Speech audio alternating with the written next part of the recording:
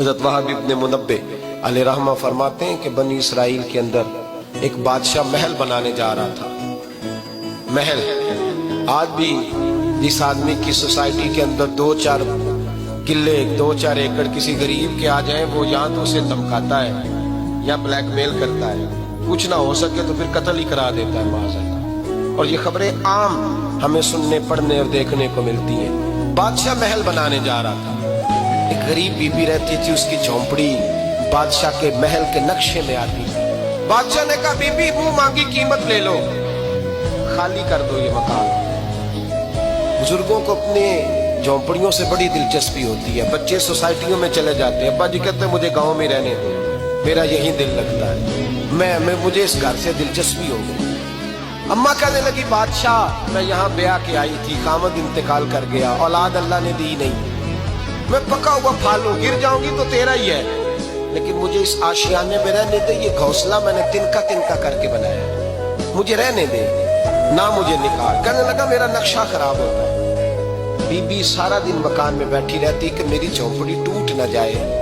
ظالم کی نظر میں آ گئی ہے کہیں میرا یہ آرزوؤں کا محل چکنا چور نہ ہو جائے. سارا دن ڈیوٹی کرتی. بادشاہ نے بھی 2-4 سپاہی کھڑے کر دیے, جب گھر سے نکلے تو بلڈوز کر دینا, مکان کو گرا دے. وہ خاتون کتنی دن بندہ بیٹھ سکتا ہے. ایک دن سر شام گھر سے نکلی, 2-1 گھنٹے کے بعد واپس آئی تو مکان گر گیا تھا, دیوار بن گئی تھی. حضرت وہب ابن منبہ فرماتے ہیں بس اس نے دعا کی تو رب کریم نے وہ شہر سارا تباہ کر دیا. اس بی بی نے 2 جملے کہے تو الٹ پلٹ دیا وہ سارا شہر. میرے نبی کریم علیہ السلام نے فرمایا جب مظلوم کے ہاتھ دعا کے لیے اٹھتے ہیں تو عرش کا مالک آسمان سے کہتا ہے کھول دے سارے دروازے, اس کے بیچ کوئی پردہ نہیں رہنا چاہیے, آنے دے. مظلوم ہے, اس پر ظلم ہوا ہے. لوگ کہتے ہیں میں بے چین رہتا ہوں صاحب, مولانا صاحب پیر صاحب, وہ گھر کے کونے سے چیخنے کی آواز آتی ہے, کوئی دم مل جائے, کوئی تعویذ ہو جائے, کچھ ایسا ہو جائے کہ بچت ہو جائے, کوئی ایسی پھونک لگ جائے کہ آرام آ جائے. تو میں کہتا ہوں بھائی اگر بڑے دم کرانے سے بھی فرق نہیں پڑا, اگر بڑے تعویذ لینے سے بھی چیخیں بند نہیں ہوئی تو ذرا ٹٹول کے دیکھ لو, کہیں کسی یتیم کی آہیں ہی نہ دفن ہو وہاں, کہیں کسی غریب کا گوشت تو نہیں دبا لیا, کہیں کسی کو لوٹ کے تو دیوار نہیں بنا لی, کہیں کسی کا مکان پہ قبضہ کر کے تو نہیں بنایا. اگر لوٹ اور حرام کا مال ہو تو پھر چیخیں بند نہیں ہوتی, پھر سکون سے سویا نہیں جاتا, پھر وہاں آرام کی نیند نہیں آتی. حضرت وہب ابن منبہ فرماتے ہیں بی بی آئی اور آ کر کے اس نے جب دیکھا میرا گھر ٹوٹ گیا ہے, محل ٹوٹ گیا ہے, حالات بدل گئے ہیں, تو وہ خاتون آتی ہے اور میرے بھائی دعا کی تو اس نے انداز ہی بدل کے رکھ دیے.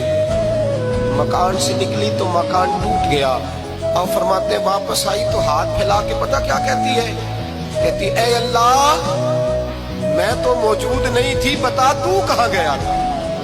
تو بھی موجود نہیں تھا, میں تو نہیں تھی, پر تو کہاں تھا. بس رب کریم نے حضرت جبریل کو حکم دیا, فرمایا یہ بستی الٹ دو, ساری تباہ کر دو, یہ لوگ نہیں رہنے چاہیے, جو ظلم تو سہتے ہیں بغاوت نہیں کرتے, نہیں رہنے چاہیے. صاحب طبقات کہتے ہیں محبوب پاک نے فرمایا بھائی کسی شخص کو میری طرف سے کوئی تکلیف پہنچی ہو تو بدلہ لے سکتا ہے, بدلہ لے سکتا ہے. کسی کو تکلیف پہنچی, صحابہ پھوٹ کے رونے لگے, محبوبہ کرم ہی کرم ہوا ہے, رحمت ہی رحمت آئی. آپ کے بارے میں گمان کرنے والا بھی دائرہ ایمان سے نکل جائے گا. حضور آپ کیا فرما رہے ہیں؟ فرمایا نہیں بھائی اٹھو. پیچھے سے جناب عکاشہ بن محصن اٹھے, ہاتھ کانپتے ہیں, آگے بڑھے, کہنے لگے یا رسول اللہ ایک جنگ کے موقع پر آپ نے درہ مارا تھا, ننگی پیٹھ پر صفیں سیدھی کراتے, بات دل میں رہ گئی ہے, میں نے بدلہ لینا ہے. نبی کریم نے فرمایا بلال دوڑ کے جاؤ, فاطمہ کے گھر درہ پڑا ہے, درہ لاؤ. سیدنا بلال حبشی کہتے ہیں میں گیا, دستک دی, سیدہ طیبہ طاہرہ حضرت فاطمہ فرمانے لگی بلال کیسے آئے ہو؟ اماں جی وہ درہ چاہیے تھا. سیدہ کو تشویش ہوئی, کہنے لگے بلال نہ تو جنگ پہ جانا ہے, نہ جہاد ہے, نہ کوئی ایسا موقع ہے, حضور کی تو طبیعت مبارک بظاہر بڑی علیل ہے, درہ کیا کریں گے؟ حضرت بلال عرض کرنے لگے اماں جی ایک صحابی بدلہ لینے لگے ہیں. صاحب طبقات نے جملے لکھے ہیں, کہتے ہیں بی بی صاحبہ نے درہ بھی دیا اور امام حسن حسین کو بھی باہر نکالا. فرمانے لگی عکاشہ سے کہنا 100 درے مارے ان 2 شہزادوں کے جسم پر, नबी पाक के करीब ना जाए। मैंने 2 बच्चे पैदा ही अपने महबूब पर कुर्बान करने के लिए किए, इनको ले जाए। हजरत बिलाल कहते मैं 2 शहजादे लेके आया, और जब दरवाजे में मैं लेके पहुंचा तो नबी पाक ने देखा तो आंखों में आंसू आ गए। फरमाया इनको बिठा दो, मुझे पता है फातिमा ने क्या कह के भेजा है।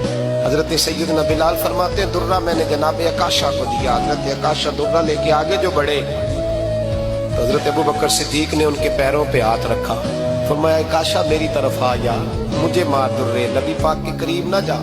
मुस्तफा करीम ने फरमाया अबू बकर तू हट जा, इसे आने दे।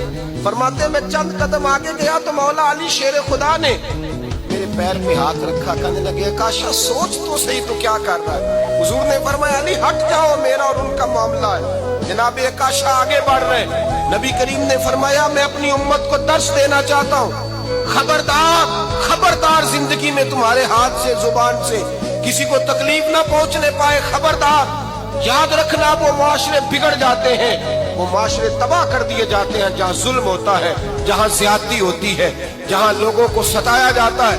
महबूब करीम के करीब आए हजरत अकाशा, हुजूर मेरी पीठ नंगी थी, आप भी जरा कपड़ा हटाइए। नबी करीम ने पीठ से कपड़ा हटाया। जनाब अकाशा ने दुर्रा जो उठाया तो सहाबा की चीखें निकली। हजरत अकाशा ने दुर्रा दूर फेंका, हुजूर के बतने अतहर से लिपट गए, चूमने लगे, कहने लगे हुजूर वो तो सफे सीधी कराते लग गया था, आपने कहा मारा था। या रसूल अल्लाह मैं तो बहाना बना रहा था कि जाती दफा मुझे वजूद चूमने का मौका नसीब हो जाए, मुझे ये मौका नसीब हो जाए। मेरे हबीब ने फरमाया जिसने जन्नती देखना हो मेरे अकाशा की जियारत कर ले।